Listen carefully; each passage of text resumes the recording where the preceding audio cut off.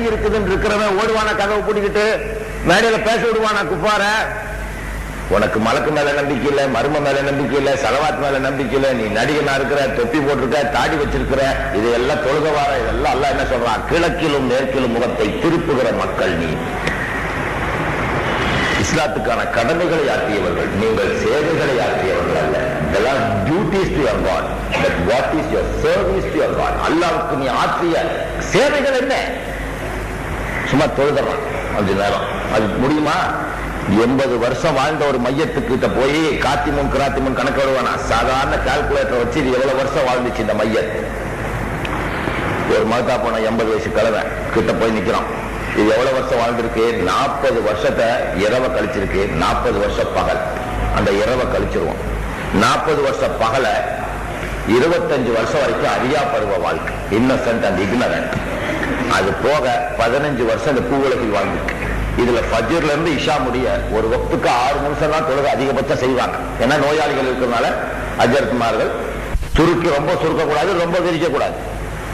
6 நிமிஷம், 5 வக்துக்கு 30 நிமிஷம். ஒரு நாளைக்கு அரை மணி நேரம் தான் இந்த பள்ளிவாசல்ல இந்த மையத் கடந்திருக்கு. 15 வருஷத்துல 3 மாசம் அந்த மையத்து 7 வயசுல தொழுக ஆரம்பிச்சு பாலிகான உடனே ஒரு வக்து தொழுக கூட விடாம 80 வருஷத்துல 15 வருஷம் தொழுதிருந்தா 3 மாசம் அல்லாஹ்வை தொழுதிருக்கு. ஆனா அந்த தென்னை மரம், பண்ணை மரம், அந்த செடி கொடி மாடு ஆடு எல்லாம் அல்லாஹ்வை 24 மணி நேரமும் தொழுவதாக அல்லாஹ் வாக்குறுதி அளித்திருக்கிறார். அல்லாஹ்வை zikr, ஒரு அகரிணை பொருள், ஒரு மரம், ஒரு செடி, ஒரு மிருகம், ஒரு ஆடு, ஒரு மாடு, ஒரு எறும்பு கூட 11 ஆண்டு வாழ்கிற ஒரு எறும்பு உண்டு. அந்த எறும்பு கூட அல்ப ஜீவன், அது கூட 11 வருஷம் தொழுது இருக்கிறது. இவனோ உலகில் மிக சொற்பமான தொழுகை உடையவன் இந்த முஸ்லிம் மனிதன். இவன் எப்படி இவன் தொழுகை அந்த தொழுகையோட மேலானதாயிரும்? ஒருவன் 24 மணி நேரம் தொழுதுகிட்டு இருந்தான். பெருமானார் வந்தாங்க மதீனத்துல் முனவ்வரா, அப்படி பார்த்தாங்க. பார்த்துட்டு போயிட்டாங்க. லோகர் வந்தாங்க, மதியம், மாலை, மகரிப், இஷா, வெடிச்ச காத்தால வந்தாங்க. அப்பா அவன் தொழுதுட்டே இருந்தான். உமர் பின் கத்தாவை கூப்பிட்டாங்க.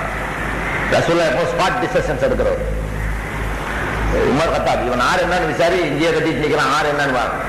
உமர் கத்தாப் போய் விசாரிச்சு வந்து, யார் ரசூலுல்லாஹ், இவர் இன்னாரு, இவர் அல்லா மேல ரொம்ப மோபத்தில் ஒரு கட்டினா கையா அவுக்க மாட்டாரு, அதெல்லாம் எனக்கு தேவையில்லடா, சோத்துக்கு என்ன பண்றான்னு கேட்டார். சோத்துக்கு யார சொல்லலாம், இவனுக்கு ஒரு தம்பி உண்டு, அந்த தம்பி விறகு வெட்டி சம்பாரிச்சு இவன் குடும்பத்தையும் சேர்ந்து கவனிச்சுக்கான். இவனை விட தம்பி மேல அங்க போய் சொல்லு, அவன் அவுத்துடு போ, எல்லாம் கட்டிட்டு. இவன் தம்பி அம்மலோடு கூடிய தொழுகை. ஆக தொழுகை மற்றும் சொர்க்கத்துக்கா? அப்படித்தான் கடமைகளை நீங்கள் ஒழுங்காக ஆற்றியிருக்கலாம். நீங்கள் சேவையாற்றுவது மறுபுறம் இருக்கட்டும், கடமைகளை ஒழுங்காக ஆற்றி இருக்கிறீர்களா? எங்காவது அல்லாஹ்வுக்கு சேவையாற்றிய மக்களை பார்க்க முடியுமா? தௌஹீத் கொள்கையை எடுத்து எம்பியவர்களை பார்க்க முடியுமா? நீங்கள் காட்ட முடியுமா? படைப்புகளை வணங்காதே, படைத்தவனை வணங்கு போய் சொல்லி இருக்கிறீர்களா மக்களை? நீங்கள் எல்லாம் எங்கேயாவது இஸ்லாமிய கொள்கை எடுபடாத இடம், எட்டாத இடத்துக்கு எடுத்து சென்று இருக்கிறீர்களா? இல்லை. உங்களை யாரையுமே நான் பார்க்கவில்லை, அந்த இடங்களுக்கு நான் சென்று வருகிறேன் அல்லவா? எங்கே சகோதரனை சொல்லி இருக்கிறார்? உங்கள் குடும்பம், உங்கள் சொத்து, உங்கள் வியாபாரம், உங்களுடைய சொந்த பரா, சொந்த நபுஸ், இதற்குத்தான் காலத்தை விரயமாக்கினீர்கள். அல்லாஹ்வின் முஜாஹிதீன்களாக மறுமை பேரை பெறக்கூடிய மக்களாக நீங்கள் வாழ்ந்தீர்களா? எங்கேயாவது ஒரு முஸ்லீம் எந்த பகுதியிலாவது சுயநலங்களின் பிண்டங்களாக வாழ்க்கை அல்லாஹ்வை ஏமாற்றுது. கடமைகளையாவது ஆற்றுகிறீர்களா? அல்லாஹ் சொல்லுகிறார், தொழுங்கள், ஜக்காத்து கொடுங்கள். அது என்ன ஜக்காத்து? அதாவது ஒரு கட்டளைக்கு மாறு கட்டளை செய்தால் என்ன? இப்லீஸ் அல்லாஹ்வை ஏற்றுக்க மாட்டேன் என்றானா? அல்லாஹ்வை இல்லைன்றானா? சமீஉல் ஆலிம், அவர் சமீஉல் ஆலிம், ஜிப்ரீல் அலைஹிஸ்ஸலாத்துக்கு பீர் இல்லையா? அவன் தொழுகாத இடம் இந்த துனியால கிடையாது. அப்பேற்பட்டவன் அல்லாஹ் சொன்ன ஒரு கட்டளைக்கு மாறு செய்து விட்டான்.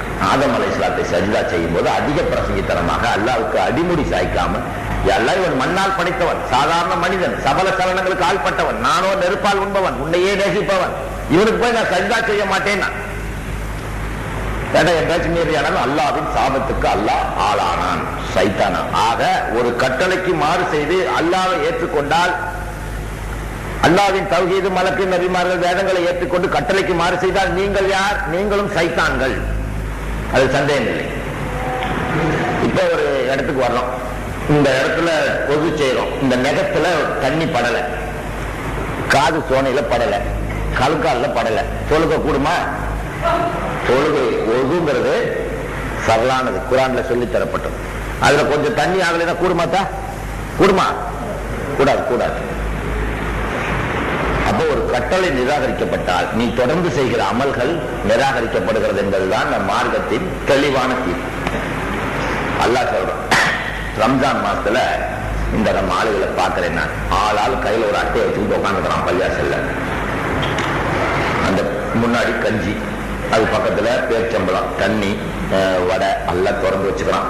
மூடி இருந்தா கூட அவனுக்கு நேரம் கிடைக்காதுன்னு திறந்து வச்சுக்கிறான், அட்டையை கையில முடிச்சுக்கிறான். அப்படியே பார்த்துக்கிட்டு இருக்கிறான். 6, 10, 6, 15, 14 அந்த நகாரால போட்டு அடிக்கிறார் அஜரத். இப்படி அப்படி அடிச்சு கை தூக்கறதுக்குள்ள கஞ்சியை முடிச்சான்.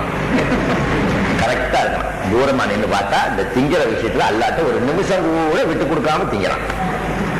கரம்புற கரம்புறன்னு அடிச்சான். அந்த நகார அடிச்சு முடியறதுக்குள்ள கஞ்சி காலி, வடை காலி, எல்லா காலி அப்படி வந்து அல்லாஹ் சொல்லி தொழுதுறான். சரி, திங்கிற விஷயத்துல இப்படி எப்படியாத்தா ஜக்காத் கொடுக்க சொன்னானே அல்லாஹ், அதை கொடுத்தியா நீ? என்னைக்காச்சு எவனாச்சும் கணக்கு பார்த்து எங்கேயாச்சும் எப்பவாச்சும் யாராச்சும் எங்க கை தூக்கு பார்க்கலாம்? நான் கொடுத்துருக்கிறேன். எவ்வளோ? அல்லாஹ் சொன்ன 2.5%, நான் 2.5 எடுத்துட்டு 98% நான் மார்க்கத்துக்காக வருஷத்துக்கு 60 லட்சம் ரூபாய் வக்கீல் பீஸை கொடுக்குறேன்.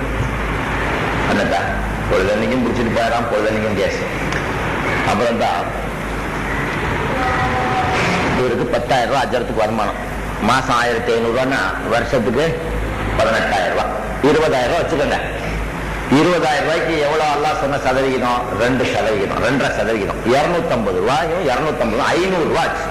10,000 ரூபாய்க்கு 250 ரூபாய் வரித்தா அல்லாஹ் கொடுக்க வேண்டிய பணம். 20,000 ரூபாய்க்கு வருஷம் கணக்கு போட்டு இந்த ஒரு நிமிஷம் அட்டையை கணக்கு பார்த்து அதையும் பார்த்துருக்கணும்ல நீ. அந்த 500 ரூபாய்க்கு தூக்கி வச்சுட்டு அஜர்த்திங்க வாங்க, குரானை தரங்க, அல்லாஹ் யாருக்கு ஜக்காத்து கொடுக்க சொல்லியிருக்கிறான், அதை பெற தகுதி உள்ளவர்கள் யார்? அதை வசூலிப்பவர். பந்துக்கள், உறவினர்கள், இயலாதவர், ஊனமுற்ற அனாதைகள், ஒரு சபராளி, யாத்திரிகள், முசாபர், அடிமைகளை மீட்க அல்ல ஜெயில இப்ப தடால இருக்கவனை மீட்க ஏதாவது ஒண்ணு நீங்க கொடுத்திருக்கணும் ஜக்காத்தா. இந்தவங்க தான் அந்த ஜக்காத்தை பெற அல்லாஹ் நிர்மாணித்தவன். எவனாவது அல்லாவுக்கு உண்மையான விசுவாசி இப்படி செஞ்சல இருக்கியா அந்த கூட்டத்துல?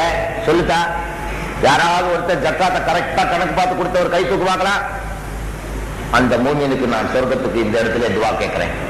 சொல்லு, நீ எல்லாம் திருட்டு போய் மொத்தத்துல. ஏன் நீ காசு விஷயத்துல நீ அல்லாவுக்கு விசுவாசமான ஊழியன் அல்ல, நீ திருடன். நீ நெஞ்சுக்குள்ள உலக நேசத்தை வளர்த்துக் கொண்டவன். நான் அப்படி அல்ல. அல்லாவுக்கு என்ன கணக்கோ, என் வாழ்க்கையில எனக்கு சாப்பிட்ட நேரம், நான் தொழுக வர்ற நேரம், என்ன நான் கோர்ட்டுக்கு போற நேரம், இது தவிர மற்ற எல்லா நேரத்தை 24 மணி நேரமும் அல்லாவுக்கு காணிக்கையாக்கியவன் ஆண்டவனே. இந்த அற்ப விசுவாசிகள், இந்த துரோக விசுவாசிகள், இந்த கள்ள விசுவாசிகள் மத்தியில் என்னை ஒருவனாக ஆக்கிவிடாதே என்பதில் நான் ரொம்ப உஷாராக தெளிவாக இருக்கிறவன் இல்லையா? ஆக ஜக்காத்து விஷயத்தில் நீங்கள் தெளிவானவர்கள் அல்ல. சரி, அடுத்து நான் தேவிப்பட்டினம் என்ற ஊருக்கு போனேன்.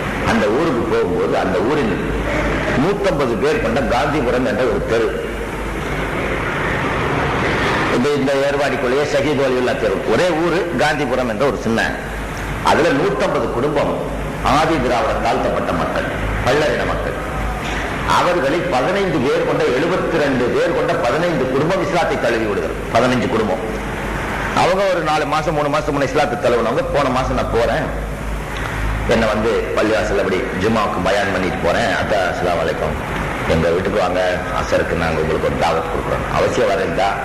என்ன இவன் கூட நின்று தொழுதா என்னுடைய அமலும் போதும், உன் கூட தான் நான் வரணும், உனக்கு ஈமான் விட்டுறதா என் பணியை, நான் வாரேன்ட்டு போறேன். பசங்கள்லாம் கூட்டிட்டு 10-15 கார்ல பிஸ்கெட்டு கேக்கெல்லாம் வாங்கிட்டு நானே ஒரு 5-6 அடிக்கிறதுக்கு போட்டு போறேன். ஏன் 150 பேர்த்துல 15 பேர்த்து பிரிச்சிட்டோம். பொசுக்குனாதான் எங்க கூட்டத்தில் 10 பேரை பிரிச்சுட்டு எந்திரிச்சிட்டான்னா நாம் அடிதன்ட்டு வரக்கூடாது.